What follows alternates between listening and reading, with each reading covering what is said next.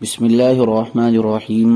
ابن اسحاق بیان کرتے ہیں کہ حضور صلی اللہ علیہ وسلم نے اپنا خط دے کر حضرت عبداللہ بن حذافہ رضی اللہ تعالیٰ عنہ کو کسریٰ کے پاس بھیجا۔ اس خط میں آپ نے کسریٰ کو اسلام کی دعوت دی تھی۔ جب کسریٰ نے وہ خط پڑھا تو اسے پھاڑ دیا۔ پھر اس نے یمن میں اپنے گورنر بادان کو خط لکھا۔ آگے سابقہ حدیث جیسا مضمون ہے، اور اس میں یہ بھی ہے کہ وہ دونوں آدمی مدینہ پہنچے اور بابویہ نے حضور صلی اللہ علیہ وسلم سے یہ بات کہی کہ شہنشاہ کسریٰ نے نواب بادان کو خط لکھ کر یہ حکم دیا ہے کہ وہ بادان آپ کے پاس آدمی بھیجیں جو آپ کو کسریٰ کے پاس لے جائیں۔ اگر آپ خوشی خوشی چل دیں تو میں آپ کو ایک خط لکھ کر دوں گا جو کسریٰ کے ہاں آپ کے کام آئے گا، اور اگر آپ جانے سے انکار کرتے ہیں تو کسریٰ آپ کو اور آپ کی قوم کو ہلاک کر دے گا اور آپ کے تمام علاقے کو برباد کر دے گا۔ آپ نے ان سے فرمایا، ابھی تم واپس چلے جاؤ، کل میرے پاس آنا۔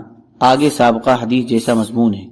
حضرت زید بن ابی حبیب رضی اللہ عنہ فرماتے ہیں کہ حضور صلی اللہ علیہ وسلم نے حضرت عبداللہ بن حذافہ رضی اللہ تعالی عنہ کو شاہ فارس کسریٰ بن ہرمز کے پاس بھیجا اور ان کو یہ خط لکھ کر دیا، بسم اللہ الرحمن الرحیم، محمد رسول اللہ کی جانب سے کسریٰ کے نام جو فارس کا بڑا ہے، سلامتی ہو اس انسان پر جو ہدایت کا اتباع کرے اور اللہ اس کے رسول پر ایمان لائے اور اس بات کی گواہی دے کہ اللہ وحدہ لا شریک کے علاوہ کوئی معبود نہیں اور محمد اس کے بندے اور رسول ہیں۔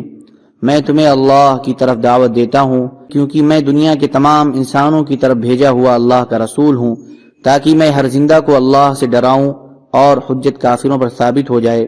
اگر تم مسلمان ہو جاؤ گے تو سلامتی پالو گے، اور اگر انکار کرو گے تو تمام آتش پرست مجوسیوں کے ایمان نہ لانے کا گناہ تم پر ہوگا۔ راوی کہتے ہیں کہ کسریٰ نے جب حضور صلی اللہ علیہ وسلم کا خط پڑھا تو اسے پھاڑ ڈالا اور غصے میں آ کر کہا کہ میرا غلام ہو کر مجھے ایسا خط لکھتا ہے۔ پھر کسریٰ نے بادان کو خط لکھا۔ آگے راوی نے ابن اسحاق جیسا مضمون بیان کیا ہے، اور اس میں یہ اضافہ بھی ہے کہ وہ دونوں سپاہی جب حضور صلی اللہ علیہ وسلم کی خدمت میں آئے تو ان دونوں نے اپنی داڑھیاں مڈواں رکھی تھیں اور مونچھیں بڑھا رکھی تھیں۔ آپ نے ناگواری کے ساتھ ان دونوں کو دیکھا اور فرمائے کہ تمہارا ناس ہو، تمہیں ایسا کرنے کا کس نے حکم دیا؟ تو ان دونوں نے فرمایا کہ ہمارے رب نے، یعنی کسریٰ نے۔ اس پر آپ نے فرمایا کہ مجھے تو میرے رب نے داڑھی بڑھانے اور مونچھ کتروانے کا حکم دیا ہے۔ حضرت ابو بکر رضی اللہ تعالیٰ عنہ فرماتے ہیں کہ جب حضور صلی اللہ علیہ وسلم مبعوث ہوئے تو کسریٰ نے یمن اور اس کے آس پاس کے علاقے عرب کے اپنے گورنر بادان کو یہ پیغام بھیجا کہ مجھے یہ خبر پہنچی ہے کہ تمہارے علاقے میں ایک ایسا آدمی ظاہر ہوا ہے جو اپنے نبی ہونے کا دعویٰ کرتا ہے۔ اس سے کہہ دو یا تو وہ اس سے باز آ جائے، ورنہ میں اس کی طرف ایک ایسا لشکر بھیجوں گا جو اسے اور اس کی قوم کو قتل کر ڈالے گا۔ راوی کہتے ہیں کہ بادان کے قاصد نے حضور صلی اللہ علیہ وسلم کی خدمت میں پہنچ کر یہ سارا پیغام پہنچایا۔ آپ نے اس سے فرمایا کہ اگر یہ دعویٰ نبوت میں نے اپنی طرف سے کیا ہوتا تو میں اسے چھوڑ دیتا، وہ تو مجھے اللہ عز و جل نے مبعوث فرمایا ہے اور اس کام پر لگایا ہے۔ وہ قاصد آپ کے ہاں ٹھہر گیا۔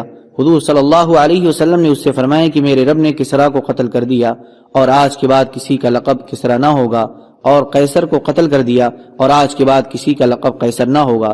چنانچہ قاصد نے وہ گھڑی اور وہ دن اور وہ مہینہ لکھ لیا جس میں آپ نے یہ بات بتائی تھی، اور پھر وہ بازان کے پاس واپس چلا گیا تو وہاں پہنچ کر معلوم ہوا کہ واقعی کسریٰ مر چکا ہے اور قیصر قتل ہو چکا ہے۔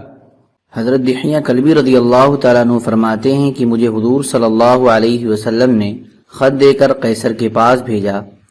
آگے ویسی حدیث ذکر کی ہے جیسے کہ صفحہ نمبر 171 پر حضور صلی اللہ علیہ وسلم کے قیصر کے نام خط کے بارے میں گزر چکی ہے، اور اس کے آخر میں یہ مضمون ہے۔ پھر حضرت دحیہ رضی اللہ تعالیٰ عنہ حضور صلی اللہ علیہ وسلم کی خدمت میں واپس آئے تو وہاں کسریٰ کے صنعاء علاقے کے جو گورنر تھے ان کی طرف سے قاصد آئے ہوئے تھے، اور کسریٰ نے صنعاء کے گورنر کو دھمکی آمیز خط لکھا تھا اور بڑے زور سے لکھا تھا کہ تم اس آدمی کا، یعنی حضور صلی اللہ علیہ وسلم کا کام تمام کر دو، نعوذ باللہ من ذالک، جو تمہارے علاقے میں ظاہر ہوا ہے، اور وہ مجھے اس بات کی دعوت دے رہا ہے کہ یا تو میں اس کا دین قبول کر لوں، نہیں تو میں اس کو جزیہ دینے لگ جاؤں، اور اگر تم نے اس کا کام تمام نہ کیا تو میں تم کو قتل کر دوں گا اور تمہارے ساتھ ایسا ویسا کروں گا۔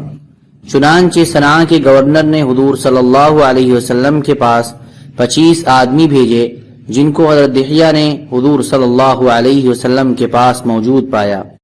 جب ان کا نمائندہ حضور صلی اللہ علیہ وسلم کو خط سنا چکا تو حضور صلی اللہ علیہ وسلم نے ان کو 15 دن تک کچھ نہ کہا۔ جب 15 دن گزر گئے تو یہ لوگ آپ کے سامنے آئے۔ جب آپ نے ان کو دیکھا تو ان کو بلا لیا اور ان سے فرمائے کہ جا کر اپنے گورنر سے کہہ دو کہ آج رات میرے رب نے اس کے رب کو قتل کر دیا ہے۔ چنانچہ وہ واپس چلے گئے اور اپنے گورنر کو ساری سرگزشت سنائی۔ اس نے کہا کہ اس رات کی تاریخ یاد رکھو اور یہ بھی کہا کہ مجھے بتاؤ کہ تم نے ان کو یعنی حضور صلی اللہ علیہ وسلم کو کیسا پایا؟ تو انہوں نے کہا کہ ہم نے ان سے زیادہ برکت والا کوئی بادشاہ نہیں دیکھا۔ وہ عام لوگوں میں بلا خوف و خطر چلتے پھرتے ہیں، ان کا لباس معمولی اور سیدھا سادہ ہے، ان کا کوئی پہرے دار اور محافظ نہیں، ان کے سامنے لوگ اپنی آواز بلند نہیں کرتے۔ حضرت دحیہ رضی اللہ تعالیٰ عنہ فرماتے ہیں کہ پھر یہ خبر آ گئی کہ کسریٰ ٹھیک اسی رات قتل کیا گیا جو رات آپ نے بتائی تھی۔ سبحان ربک رب العزت عما یصفون وسلام علی المرسلین والحمد للہ رب العالمین۔